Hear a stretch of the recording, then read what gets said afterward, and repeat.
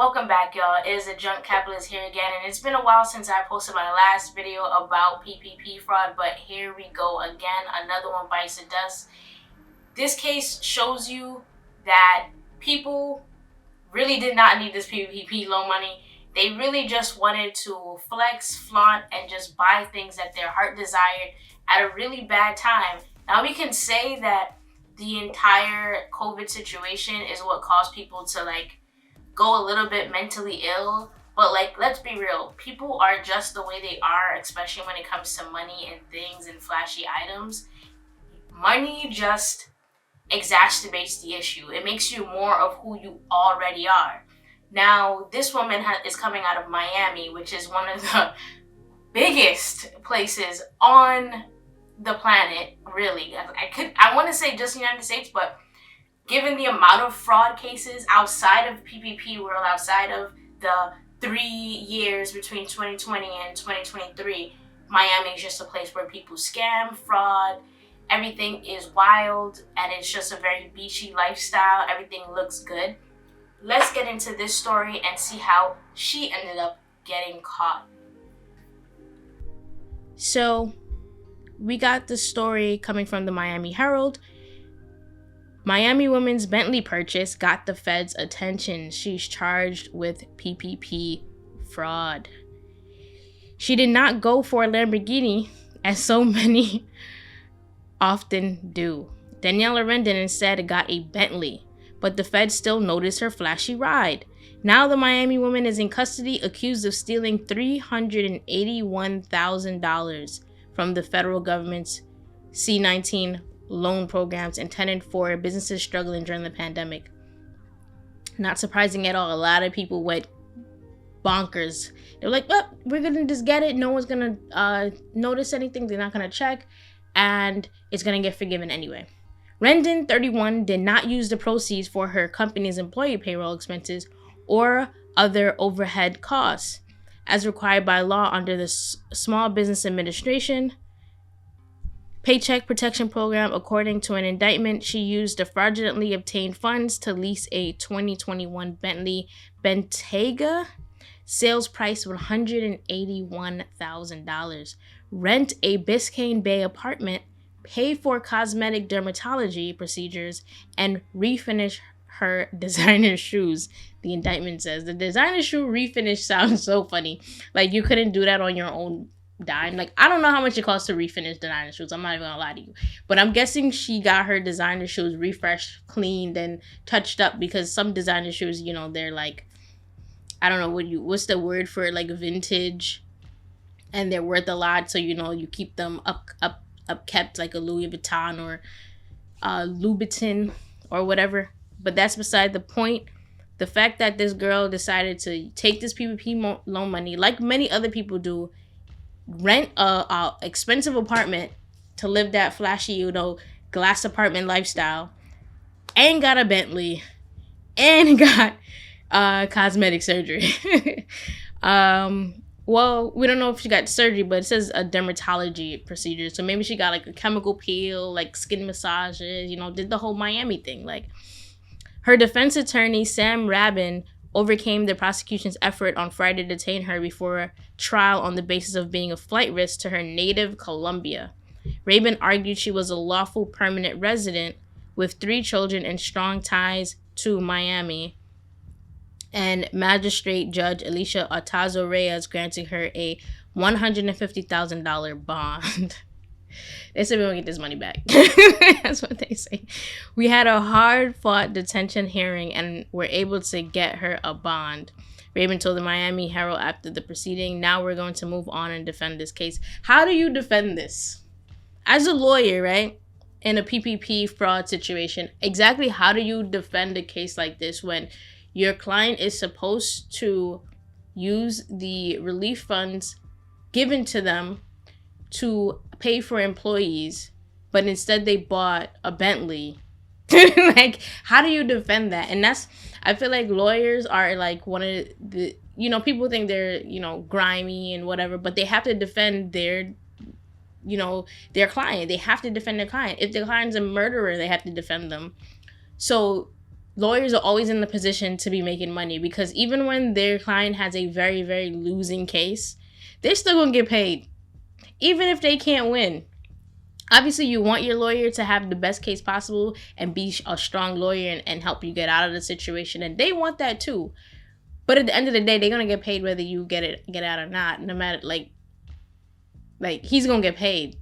Like she's going to jail. Like, it don't matter. Rendon's arraignment is set for next Thursday. She was charged with 7 counts of wire fraud, 2 counts of money laundering, and 1 count of aggravated identity theft. Whoa, where did the identity theft come from? Maybe it's the fact that she actually is illegal. It's possible that she's actually illegal from Colombia, and that's possible. Or maybe she just used different identities in order to either transfer the PPP loan money or something of the sort. If convicted, she faces up to 20 years. That's a lot of years. According to the indictment, Rendon submitted fabricated loan applications to lenders in New Jersey and Idaho by falsifying her company's revenue. So she was doing cross states, state to state, because that's not even in Florida. Like, she's went to Jersey, Idaho, and Florida involved, right? So she falsified company revenue, payroll, employees, goods, and IRS tax information. Come on. In order to qualify. But after receiving the loans through her corporate bank account, the indictment says Rendon arranged for a payroll processor in New Jersey to issue payroll checks. So now she getting legit businesses involved in her mess. Don't do that. When you have a legit business involved in your mess, they're gonna do the telling. That company's lawyers, or their attorneys for that company, they're gonna show up to court and give them every single page. They're gonna cross every I, dot every T, and give the feds everything. So it's a bad idea to work with a legitimate business to do your dirty dealings. Issue payroll checks to herself, family members, and friends for their own personal gain. The loan wire transfers went directly to her company, Rendon PA, through its account at Bank of America in Miami, according to Homeland Security investigations. I told you, Homeland Security is the one that's on all of this. Like, they're the ones doing most of the investigations, and then then the IRS has hired thousands of new employees in order to comb through everything with a fine-tooth comb, which is how they're able to figure out what is an expense that definitely is not something that you could have afforded based on your prior tax forms and all of this type of stuff. They have different departments that are doing different things. The indictment filed by federal prosecutor Jonathan Balin noted the Rendon applied for her business loans through the SBA's Paycheck Protection Program for $371,000 and the Economic Injury Disaster Relief Program for $10,000. Now, in my opinion, that $10,000, you was just being greedy. Because what was the point of that? You just got almost $400,000 and you still went and ran it back to get another $10K. You're really wild. Under the CARES Act approved by Congress, they're telling us all the information that we already know. Rendon is among thousands of people in South Florida. So they have numbers, y'all. They got numbers. They know.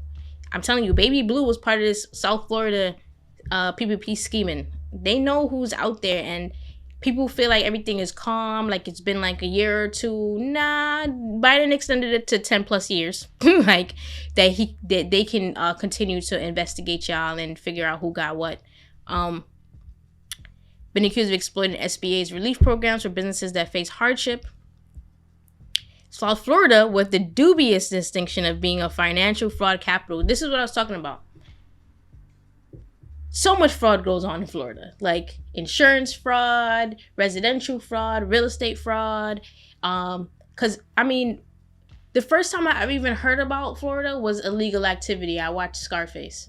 That's the first time I ever heard of Florida. And Florida has always just been this place. It has been known as the place where all the dirty dealings are done and where old people go to retire. That's Florida. And then also, obviously, Disney World, right? Miami Beach. Among the worst offenders in South Florida back in 2020, David T. Hines received $3.4 million in relief funds for his supposedly ailing South Florida moving business. One of his first purchases, a super luxury Lamborghini Hurricane Evo. Bruh. Come on. The Italian-made sports car purchased for $318,000 was not on the list of permissible expenses, needless to say. Hines has also spent thousands of dollars on dating websites. Telling y'all, a lot of these people is frauding. Y'all even frauded in relationships, acting like you're millionaires when, I mean, technically he's a millionaire if he has $1 million or a couple million, but he didn't earn that money. He frauded for it. Also spent jewelry and clothes along with stays in high-end hotels such as Fontainebleau, South Miami Beach, and Setai on Miami Beach. Hines pleaded guilty to wire fraud and was sentenced to more than 6 years in prison. 6 years for millions, but she's facing 20. I think it's because of all the everything else on top of it, but if she doesn't, she probably won't get the whole 20 years if we're being honest. I'm sure you guys seen this case as well. In November, Andre Lorquette, who pretended to be a certified tax preparer.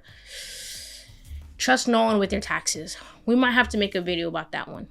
Was charged with falsely claiming that a handful of businesses were struggling during the pandemic. The Miami man ended up receiving $4.4 million from the SBA loan program and went on a luxury car shopping spree, South Florida style, scooping up a Tesla Plaid, a Tesla Model S, a Lamborghini Urus, and a Porsche Panamera GTS. He was styling. Okay? December, Miami man charged with stealing more than $2 million from the SBA's loan program was found guilty of 9 counts of wire fraud, money laundering, and aggravated identity theft. Faces 20 years or more in prison. At his sentencing this month, showed off his high-end purchases on social media, including photos of himself in a Lamborghini Hurricane Evo and a private jet. He also used the fraudulently obtained funds to buy Rolex and Hublot watches, as well as a designer clone from Louis Vuitton, Gucci, and Chanel. Former TD Bank executive David Hernandez, who oversaw 80 employees at 27 branches in Miami-Dade County, fleeced the SBA's pandemic relief program by exploiting his bank from the inside. Federal authorities say in total, Hernandez and his illicit network received more than $17 million in fraudulent loans approved by TD Bank and one of his previous employers, Bank of America, as well as the SBA itself. Oh my God. He's going away. He's gone. We ain't seen this man again. He's done. Hernandez, who was fired from his TD Bank job before his arrest in August, pleaded guilty to a wire fraud conspiracy charge in December and now faces up to 10 years in prison at his sentencing in March. Only 10 years is crazy. And she's facing 20. I'm telling you, she might actually be illegal. I don't know. It gotta be something crazy because my man stole $17 million. She stole like what, $381,000, and she's facing 20 years. I think it's all the people she got involved. It's just, oh my God. Like, look, folks, like sometimes things are too good to be true because they really are, and you need to just humble yourself. And nothing that comes fast is usually like worth it. If it's not earned, it's probably stolen. Like, I'm glad I stayed away from this PPP stuff. There's still people to this very day saying how they're happy they got away with the PPP stuff. And it's like, bro, you think you got away with it. Just because you only stole $10,000 or $15,000 doesn't really mean that they won't come for you. Because look, as you can see, they're coming down the line at different levels, right? At different levels. So granted, if you only bought like food and maybe a couple clothes here and there, you might not be on the hook right now, right? But people that went out and bought expensive cars, expensive clothes, did a bunch of high ticket price things, it's not gonna look good for y'all in the next 9 years, 10 years. It's not good, y'all. But yeah, that's my video for today. Thank you guys for watching. It's the Drunk Capitalist. I'll see you guys next time. Peace.